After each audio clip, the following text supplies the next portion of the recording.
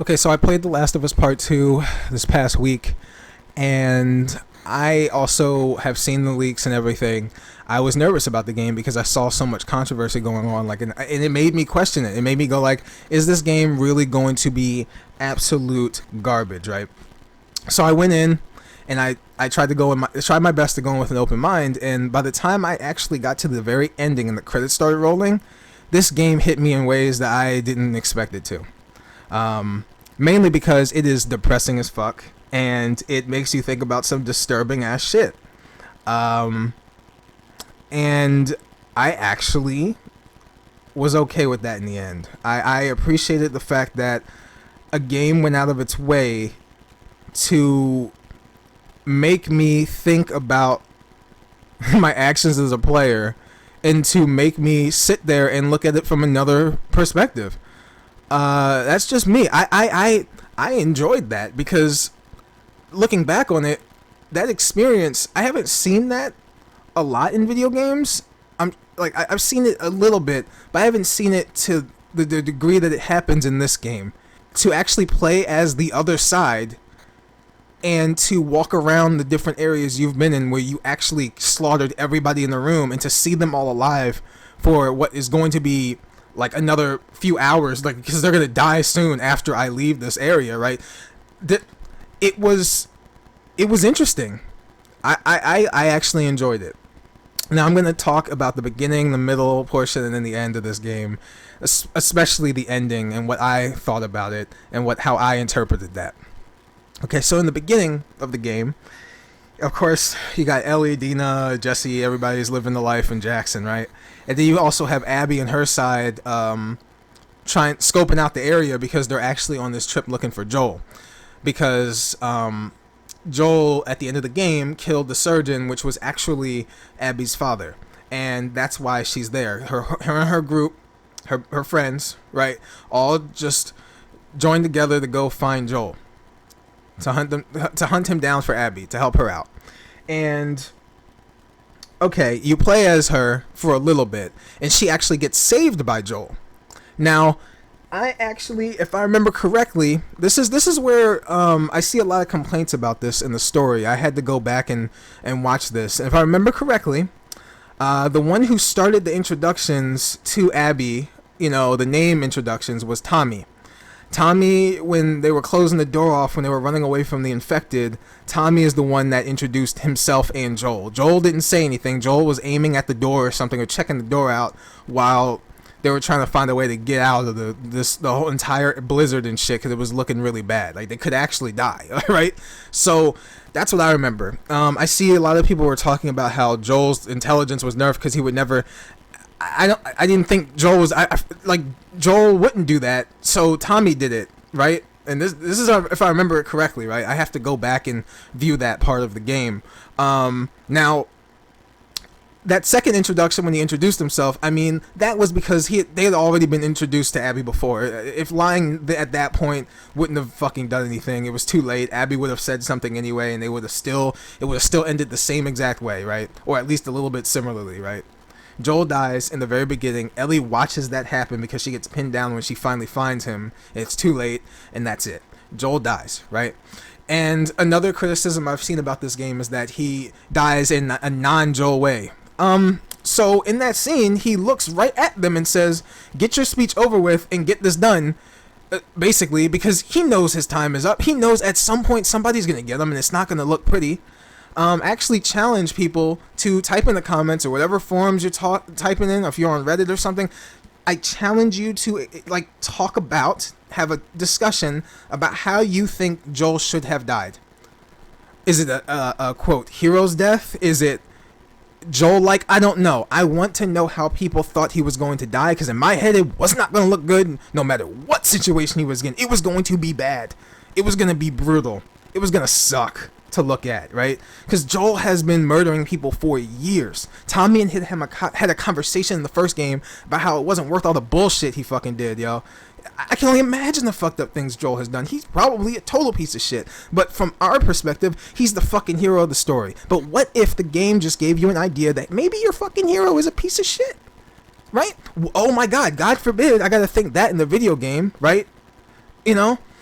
God forbid I gotta, think about my actions as the player in the last game, because I enjoyed killing all the fireflies. I'm gonna be real with you. Like, I was like, I'm saving Ellie. Fuck it. Like, let's go. Bomb for you. Molotov over there. Flamethrower over there. I don't give a fuck who you are. You all are gonna die. Like, I don't care, right? The game makes you take a step back. The next part of the game is really just Ellie going on this whole journey to seek revenge out for Joel, right? Meanwhile, they're also looking for Tommy, and Tommy's already started. He's been killing people. You're finding bodies, right? You're finding bodies. Tommy is not fucking around. He's finding leads everywhere. He's torturing people. He's killing everybody because, he survived with Joel, so he knows what's up, right? He knows how to get information. So you don't see Tommy till way later, okay? But when you finally get to finding Tommy, Jesse helps you out too. He's another character in the game. He helps with that. But when you finally, I'm skipping forward. I'm now skipping completely forward now. I'm skipping to the middle. When you get to the middle of the game, and suddenly Jesse's dead, and Tommy's being held at gunpoint, and Abby found her way to wherever you're hiding out, and everything's going to shit, especially after what just happened in the previous cutscene. Everything's going to shit, complete shit, and then it just switches like that, right over to Abby's perspective. Day one. It resets, it turns back the clock, and you get to see everything that Abby did after Jackson, after they killed Joel, right? And it just, at first, it made me think, oh my god, why would you fucking do this now? Why would you do this shit to me? The shit was real. Oh god, I was suffering too. Like, oh man, the leaks were real. Like, I have to play as Abby now. This is gonna suck. But it didn't suck. Like, which is weird. I expected it to be garbage.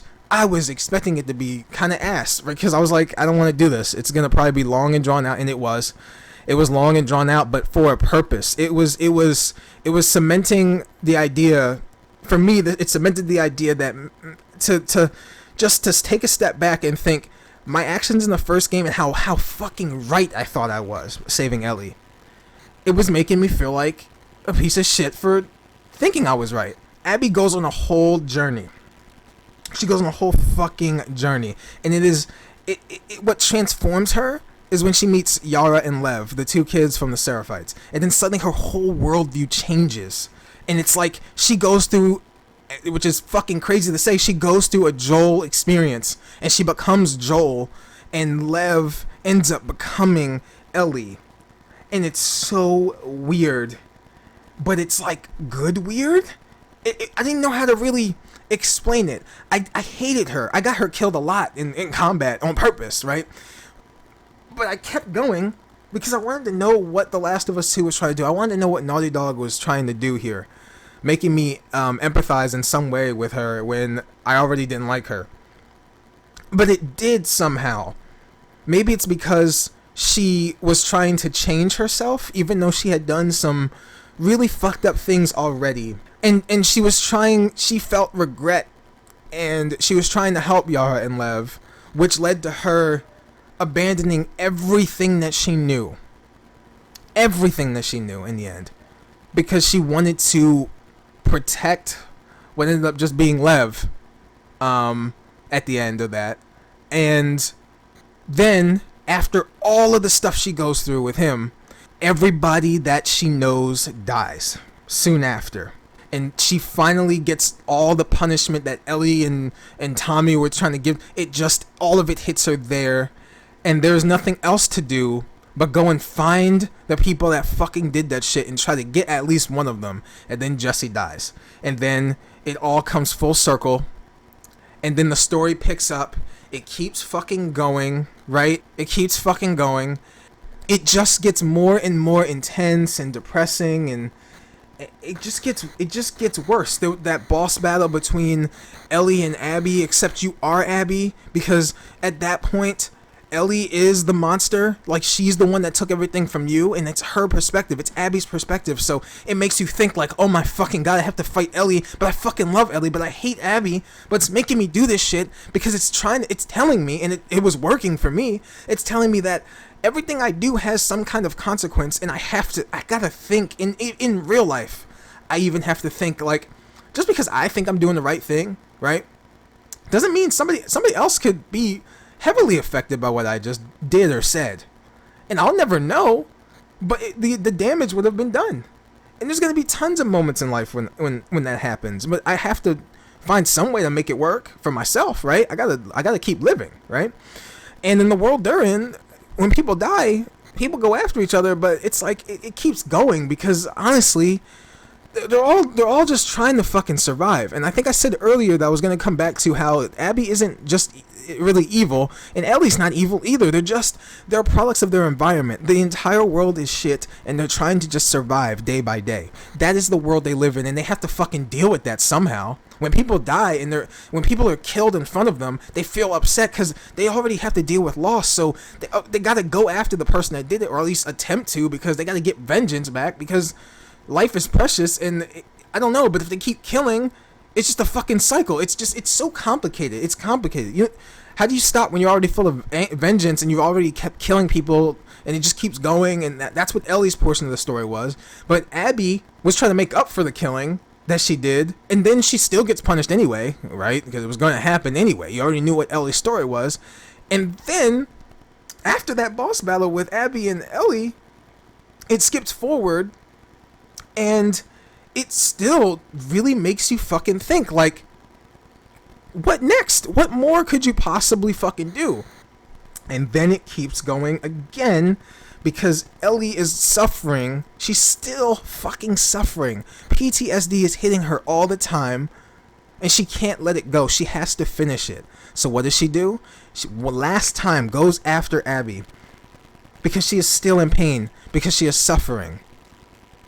And when you finally get to Abby, and you get to that ending of the game, and Lev is in the boat, he's basically unconscious, he's not all the way there, and they've clearly have been there for like a month or 2 months or so. Like I think Abby and Lev were captured, right? They were, I guess, tortured for like those 2 months, and you can clearly tell they've been through a lot, because Abby does not look like the same Abby. She looks like a totally different character than last time you see her. She's totally different. And when you see her, when I saw her, I felt so bad that I was even going on this whole journey, killing all these people just to get to her. Because what the fuck is the point? Look at her. She's not even at full strength. What the fuck is the point? Ellie also looks like shit too. I don't know how this fight's gonna go. And the fight it was awful. It was awful watching two of these characters that I've been playing as the whole game just suffer like that. They're both suffering. Like somebody needed to stop it. And Ellie ends up stopping it. Ellie stops it. And the reasoning as to why she stops it, I know that's when everybody was just like, why the fuck would you let her go, right? Well, from my perspective, what I was looking at was, she didn't just think of Joel in that second. It had to do with the conversation they had at the end of the game, where he said he would have done everything over again. Just like as the players, we would do that. We've played the game several times. We've done it over and over again just to save Ellie. He would have done the same thing just so that she could live life, so she could experience all the stuff she does in the flashbacks throughout the game, so she can find some kind of light in all of the darkness in the fucked up world that they live in. And she probably thought of that at that moment and let go. Because there's a line that Lev says. It is when Abby's afraid of heights, by the way, if you didn't know this. Abby's afraid of heights, and there's a part of the game where they're going up this elevator, and at the top of this fucking building, she's freaking out while the elevator's going up, and Lev says this line, trying to calm her down, right, and try to help her get over this fear, that in her moment of in weakness is when you find your true strength. I believe it goes like that, something like that. Ellie pulls that quote off at the end, when she decides to let go. The cycle stopped there. She let go, and it takes massive amounts of strength to let go of all of your hate and to just leave it there and move the fuck on. And realize that it's not going to help you in the end. If she did kill Abby, imagine if she killed Abby. What the fuck is Lev gonna do? Right? How is that gonna work? I know everybody's thinking about, oh, just kill her, whatever, what are you doing? Think of Lev in the boat, dude. What the fuck happens then? Is she gonna kill him too? Because that would suck. I don't think she would. I don't think she would have the heart to do that, right? Kid had nothing to do with any of that shit. Even though Ellie said that, oh, you made him part of this whole thing before they had that last fight, that was bullshit. Like, she wasn't going to take Lev out. I don't think she was gonna kill him too, right? That would just be, I can only imagine how much it would just been so much more depressing if that happened as well, right? Ellie would just, she would hate herself so much more than she already was, right? And she had the strength to stop it before it got worse. I think that's a lot of character. That is a lot of character strength for her. That was a defining moment for her, I think. Right? And she knew at that moment she had lost everything, right? Dina was gone, everything. Her fingers, she couldn't play the guitar anymore. It was rough. It was rough to see that she was left with nothing. But I had to give it to Ellie for having the strength to let go. Abby was already at that point where there was nothing left for her except Lev. She had lost everything else too. There were just broken, two individuals that were just broken from all of the bullshit all the shit handed to them throughout the past 3 days. And then after the 3 days, months later, right, they're just done. They're just both done. So right now I'm playing the game over again in Survivor because I just wanted to challenge myself again, find more collectibles and see how much further I can get in getting all the stuff in the game. And some of the conversations in the beginning hurt a little bit more because I know how it turns out. And I don't know, this game is already hitting me in the feels a little bit harder the second time around. I'm not sure if it's going to do that for a lot of people. I know a lot of people are going to feel uncomfortable by this game. However, I think the message it's greater than the whole revenge is bad and all this other shit. No. Like, for me, from how I see this game, the game's message is to tell you that even through playing it, even through purchasing the game and like having a hard time and not liking certain things that you see and all that shit, it is a lesson that not everything is going to turn out the way you want it to. I know we wanted this game to be Joel and Ellie again and all this other shit. It was not that at all. And for me, I'm okay with that. It hit me what they were going for. It did. It did what it was supposed to do. Not just for me, but as a community, as gamers, man, it hit us, I think, how it was intended to. It's a controversial game, and it's doing just that. It's creating controversy. It is people are talking about it. But that's it. I'm done. Wow, this is like 20 minutes in. I'll stop here right there. If you enjoyed the video, give it a little thumbs up or a thumbs down, whatever. It doesn't really matter. I just want to have a discussion about this game. And comment down below. Yeah, talk about it. Talk about what you didn't like or liked. I'm all ears, okay? And yeah, stay safe out there. I'll see you later. Peace.